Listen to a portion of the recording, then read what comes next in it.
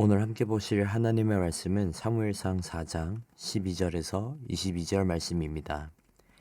당일에 어떤 베냐민 사람이 진영에서 달려나와 자기의 옷을 찢고 자기의 머리에 티끌을 덮어쓰고 실로에 이르니라. 그가 이를 때는 엘리가 길 옆에 자기의 의자에 앉아 기다리며 그의 마음이 하나님의 괴로 말미암아 떨릴 즈음이라. 그 사람이 성읍에 들어오며 알림에 온 성읍이 부르짖는지라. 엘리가 그 부르짖는 소리를 듣고 이르되 이 떠는 소리는 어찌 됨이냐. 그 사람이 빨리 가서 엘리에게 말하니 그때 엘리의 나이가 98세라. 그의 눈이 어두워서 보지 못하더라. 그 사람이 엘리에게 말하되 나는 진중에서 나온 자라. 내가 오늘 진중에서 도망하여 왔나이다. 엘리가 이르되 내 아들아 일이 어떻게 되었느냐.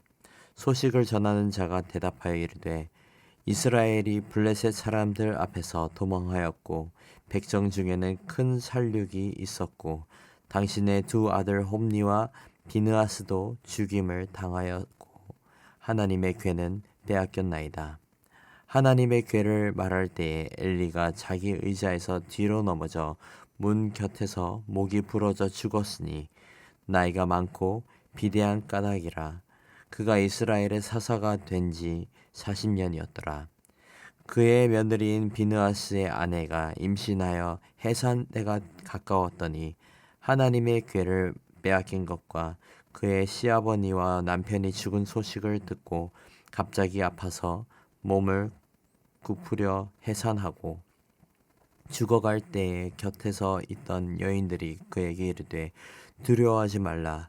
네가 아들을 낳았다 하되 그가 대답하지 아니하며 관념하지도 아니하고 이르기를 영광이 이스라엘에서 떠났다 하고 아이 이름을 이가봇이라 하였으니 하나님의 괴가 빼앗겼고 그의 시아버지와 남편이 죽었기 때문이며 또 이르기를 하나님의 괴를 빼앗겼으므로 영광이 이스라엘에서 떠났다 하였더라.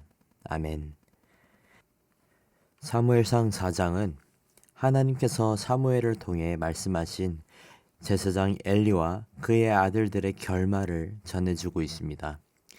1절부터 9절에서는 블레셋 사람들과의 전쟁을 하게 되었고 결국에는 패하게 되는 것을 보게 됩니다.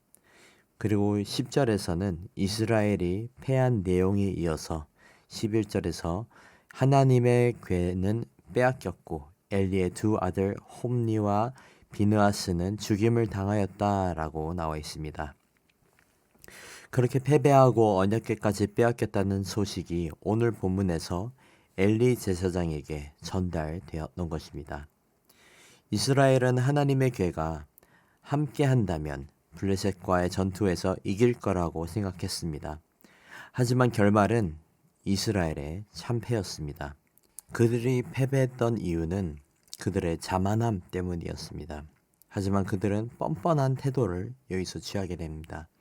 잠언 19장 3절에서는 사람이 미련함으로 자기 길을 굽게 하고 마음으로 여호와를 원망하느니라의 이런 말씀처럼 이들은 하나님을 원망하며 탓하는 모습까지 보게 됩니다. 이스라엘군은 하나님의 괴를 통해 하나님을 전쟁에 이용하려고 했습니다. 그리고 그들 가운데 엘리의 두 아들들도 함께 있었습니다. 이스라엘의 패배 소식을 오늘 본문에서는 패잔병 한 명이 엘리에게 와서 소식을 전하면서 시작합니다. 12절을 보시겠습니다. 당일에 어떤 베냐민 사람이 진영에서 달려나와 자기의 옷을 찢고 자기의 머리에 티끌을 덮어쓰고 실로에 이르니라. 이 패잔병은 베냐민 사람이었다고 나와 있고 그의 옷과 머리의 상태는 엉망이었습니다. 죽기 살기로 그곳 실로로 들어왔다는 것을 알 수 있습니다. 전쟁에서 돌아오는 사람의 상태를 보면 그 소식이 좋은 소식인지 아닌지 알 수 있습니다. 명백하게 이 베냐민 사람의 소식은 좋지 못했기 때문에 성읍에 있던 사람들도 소식을 듣고 함께 울부짖었고 엘리 제사장은 자기가 재판하던 의자에 앉아서 들었던 것입니다. 당시 엘리의 상태는 두렵고 떨렸다고 13절에서 나와 있습니다. 13절입니다.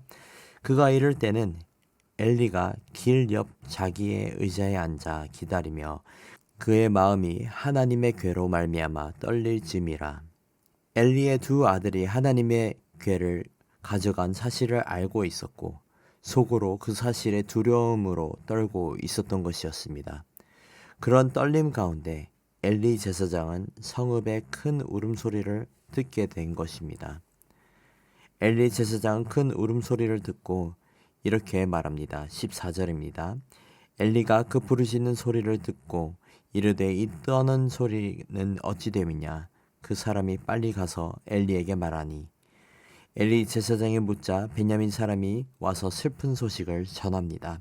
이스라엘의 패배와 언약궤의 행방과 그리고 엘리의 두 아들의 죽음을 전했습니다. 엘리는 이 사실에 충격을 받아 결국 의자에서 뒤로 넘어져 목이 부러져 죽게 되었습니다. 폐잔병의 나쁜 소식을 들은 엘리는 결국 죽게 되었습니다. 엘리는 자녀들을 방관한 죄로 두 아들을 잃게 되었고 마음도 부러졌고 목도 부러지며 죽게 된 것입니다. 엘리의 죽음으로 엘리의 며느리였던 비느하스의 아내는 출산하게 됩니다.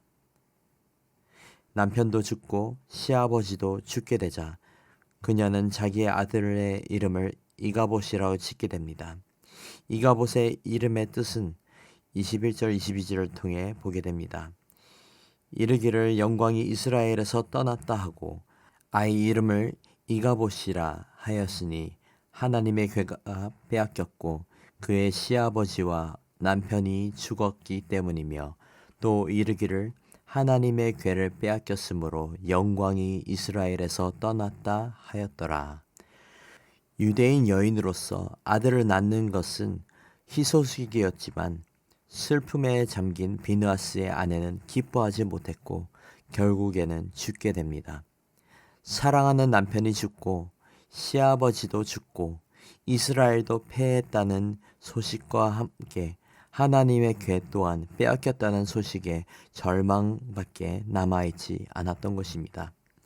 아마 비느하스의 아내가 죽는 순간까지 절망한 이유를 생각해 본다면 가족의 죽음도 슬퍼할 일이었지만 그녀가 진정으로 슬퍼했던 이유 중 하나가 따로 있었습니다. 그 이유는 하나님의 궤를 빼앗기고 하나님의 영광이 이스라엘을 떠났다는 사실이었습니다. 그러한 절망에 있었기에 아들을 낳았음에도 불구하고 기뻐하지 못했던 것이었습니다. 하나님이 없는 이스라엘은 영광이 없다는 사실은 변함이 없습니다. 물론 당시 이스라엘 사람들은 하나님을 잘 따르지 못했습니다.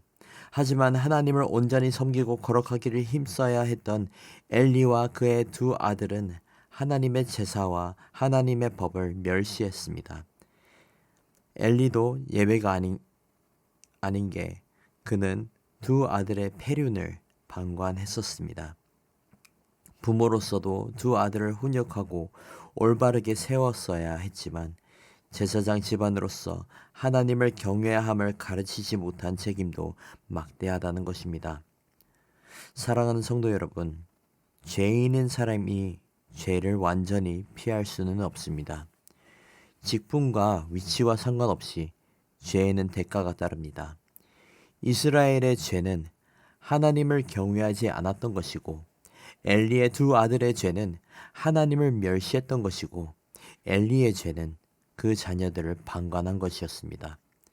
결국 하나님을 떠난 이스라엘과 엘리와 엘리의 두 아들은 죄에 사로잡혔고 패배와 죽음을 맞이하게 되었던 것입니다. 오늘 본문을 통해 깨닫게 되는 것은 하나님을 떠나서는 소망이 없다는 것입니다. 하나님의 영광이 떠난 이스라엘은 절망스럽다는 사실이라는 것입니다. 그렇기에 우리는 더욱 거룩하기를 힘쓰고 하나님과 함께하기를 소망해야 합니다. 사랑하는 신부상교회 성도 여러분, 하나님의 영광 가운데 거하며 거룩하기를 힘쓰는 저와 여러분이 되기를 주님의 이름으로 축복합니다. 주님과 동행하며 교제할 때에 우리에게 참 소망이 있고 하나님의 은혜가 풍성한 복이 있을 줄 믿습니다. 기도하겠습니다. 모든 영광과 존귀와 찬양받기에 합당하신 하나님 아버지 감사합니다. 말씀을 통해 하나님과 동행함이 얼마나 큰 은혜인지 다시 한번 깨닫게 해주셔서 감사합니다. 하나님을 알고 하나님을 경외할 때에 우리에게 소망이 있고 하나님의 영광이 우리 가운데 있을 줄을 믿습니다. 아버지, 우리의 마음을 주관하여 주시옵고 늘 거룩과 경건에 힘쓰는 주의 자녀들 되게 하옵소서. 우리 모든 성도가 그리스도를 닮아가는 은혜를 더하여 주시옵고 늘 영과 진리로 주님께 온전한 예배를 드리는 복을 더하여 주시옵소서. 감사합니다. 사랑합니다. 이 모든 말씀 살아계신 예수님의 이름으로 기도드립니다. 아멘. 이 시간 말씀을 붙들고 기도하시면서 주간 기도 제목으로 훈련과 교육을 위해 기도하시겠습니다. 우리가 제자 양육, 훈련 사역, 성경 통독 등 모든 훈련을 통하여서 예수님을 닮아가는 온전한 예수님의 제자들로 성숙되고 예수님만을 닮아가는 교회가 될 수 있도록 기도해 주시고 다음 세대를 책임지시는 우리 주일학교와 청년 부흥과 자녀들의 신앙 성장과 섬기는 교육자, 교사들을 위해 기도해 주시겠습니다.